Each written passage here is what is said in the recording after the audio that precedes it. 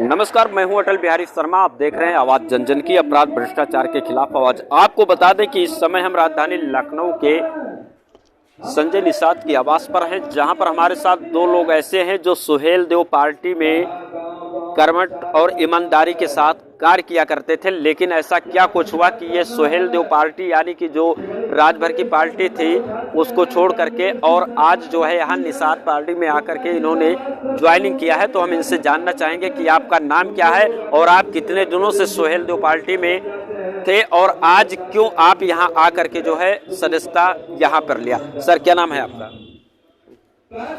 मेरा नाम शोकेंद्राचार्य है। मैं सुहेलदेव भारतीय समाज पार्टी माननीय ओम प्रकाश राजभर जी के साथ 5 वर्षों से कार्य कर रहे था।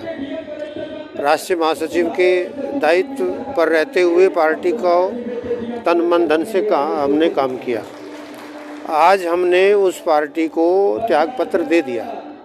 उसका बहुत बड़ा रीज़न ये है कि माननीय ओम प्रकाश राजभर जी ने अपना विश्वास सामाजिक स्तर पर खो दिया है और सभी राजनीतिक पार्टियों में भी खो दिया है।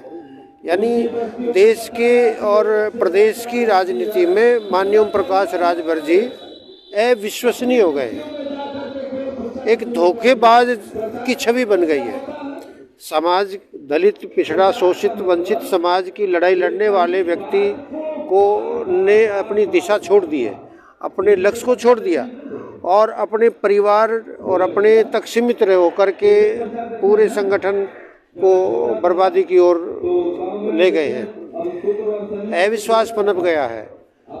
तो उनकी छवि ऐसे बन गई जैसे धोखेबाज की हो। मैं समझता हूँ कि सबसे झूठा कोई नेता है तो वो ओम प्रकाश राजभर की छवि बन गई है। लेकिन आपने 5 सालों तक लगातार जो है सुहेलदेव पार्टी का सहयोग किया, समर्थन किया और कहीं ना कहीं से आपको विश्वास रहा होगा, तभी आपने उस पार्टी का सहयोग किया, समर्थन किया। लेकिन ऐसा क्या ओम प्रकाश राजभर में आपको दिखा कि आप जो है उनका पार्टी छोड़ करके आप दूसरे जगह पे आ गए? उनका जो वो कहते हैं वो करते नहीं हैं और अपने परिवार तक, अपने तक सीमित रहने का वो प्रयास करते हैं। हम उनके साथ इसलिए जुड़े थे कि जो दलित हैं, जो वंचित हैं, जो पिछड़ा समाज है, जो 70-75 वर्षों में आज़ादी के बाद भी पिछड़ा है, उस समाज को मिलकर उठाएंगे, उस समाज के लिए काम करेंगे। तो उनको क्या मिला? और सिवा धोखा, वादे करना और वादे से मुकर जाना। तो ये सारी चीज़ें हमें। आप ऐसा तो नहीं सोच रहे हैं कि वो कभी भाजपा का समर्थन करते हैं तो कभी सपा का करते हैं तो कभी अपनी एक अलग पार्टी के लिए एक मेहनत करते हैं, इन सब वजह से या कुछ कारण और है? उनके जो उन्होंने भारतीय जनता पार्टी के साथ चुनाव लड़ा, उसको छोड़ दिया। अगले चुनाव में उन्होंने अखिलेश जी के साथ गठबंधन किया, उसको छोड़ दिया। अब वो भाजपा के साथ जाना चाहते हैं, वो मायावती के लिए साथ भी जाना चाहते हैं, वो किसी के साथ भी जाना नहीं चाहते हैं। आज का उनका बयान है, उन्होंने लिखा है कि निकाय का चुनाव हम अकेले लड़ेंगे। तो हम क्या करेंगे? हम दिशाहीन, जब हम स्वयं दिशाहीन हैं। मतलब आपका कहने का मतलब यह है कि जब खुद उनका ठिकाना नहीं तो वो लोगों को क्या जो है समर्थन करेंगे, क्या सहयोग करेंगे? हाँ, जब उनका खुद का स्वयं का कोई कॉन्सेप्ट क्लियर नहीं है। कृष्ण भगवान जी गीता में कहते हैं, आत्मनः संशय विनश्यति, जिसकी आत्माओं में संशय हो विनाश की ओर जाता है। तो हमें लगा कि समाज के अनुकूल और समाज के को दिशा नहीं दे पा रहे हैं, इसलिए ऐसे डूबते जहाज में रह करके हम काम नहीं कर पाएंगे, इसीलिए हमने उसको छोड़ दिया है। अनेकों और भी बातें हैं। अभी हमारे सतीश जी, भाई साहब सतीश चंद्र बंजारा जी, ये राष्ट्रीय उपाध्यक्ष हैं, कई वर्षों से सुहेलदेव भारतीय समाज पार्टी में कार्य कर रहे थे और पूरे बंजारा समाज का प्रतिनिधित्व करते हैं। तो इनसे आप जानिए कि ये भी अपनी बातें बताएंगे। आइए हम लोगों ने यहाँ आए और यहाँ जो है ज्वाइनिंग किया, तो कितने कार्यकर्ता को लेकर के यहाँ पे सदस्यता दिलवाए और आखिर ऐसा क्या हुआ? क्या आपको कहीं से किसी पद की ज़रूरत थी जो वहाँ पे नहीं मिल रहा था, या फिर आपकी आवाज़ों को वहाँ पे दबाया जा रहा था, या फिर आप देश हित के लिए कुछ करना चाह रहे थे, वहाँ पर आपको करने नहीं दिया जा रहा था? ऐसा क्या कुछ था? सतीश जी, आप क्या कहना चाह रहे हैं जो आज सुहेलदेव पार्टी छोड़ करके यहाँ पे आए? मैं ऐसा हमें कोई लालच नहीं है कि कोई हमें बड़ा पद मिले।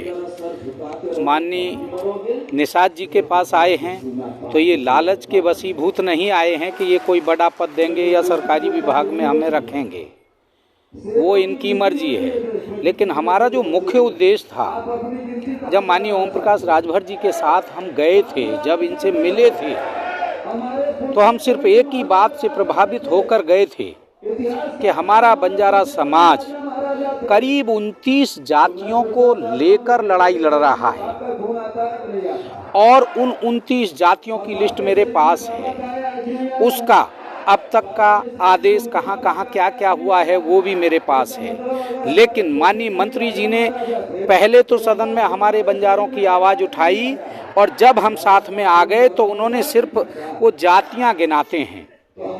उन जातियों के लिए विकास कार्य क्या करते हैं वो कुछ नहीं है। उन जातियों को आगे कैसे बढ़ाया जाए उस पर कोई विचार नहीं है। लेकिन जो मेरी नाराजगी है, अभी 17 जातियों का आप ही के चैनलों में चला के 17 जातियों को आरक्षण की श्रेणी में लाया गया है, तो हमारी जाति कहाँ चली गई, हमको क्यों छोड़ दिया। जब मैंने पूरा चिट्ठा ये निकाला और इसमें देखा तो मुझे बड़ा क्रोध आया कि सदन में तो हम जा नहीं सकते, हमारे माननीय जी सदन में हैं तो हमारी आवाज़ उठाएंगे, लेकिन नहीं उठाई गई।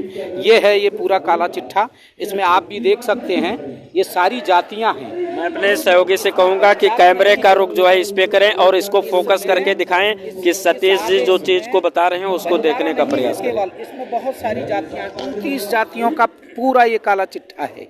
ये 29 जातियों की मांग है, इसमें हमारे बंजारों की नहीं है। जब इन्होंने भाई ये नेतृत्व कर रहे हैं, पार्टियां चला रहे हैं, तो जब इन्होंने अपनी जातियों के लिए कर लिया तो हमारे लिए कौन करेगा।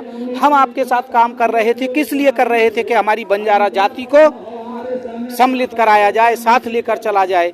हमारा कोई अता पता नहीं है, हमारा कोई अता पता नहीं है। जिन्होंने हम जिनके लिए बंजारा हो गए वो आज इस देश के मंत्री और मुख्यमंत्री और प्रधानमंत्री हो गए। मैं आपको ले चलूं 800 वर्ष पहले, मुझे कोई एक सवर्ण बताइए, कोई एक सवर्ण बताइए जो मुगलों से लड़ा हो, एक बताइए।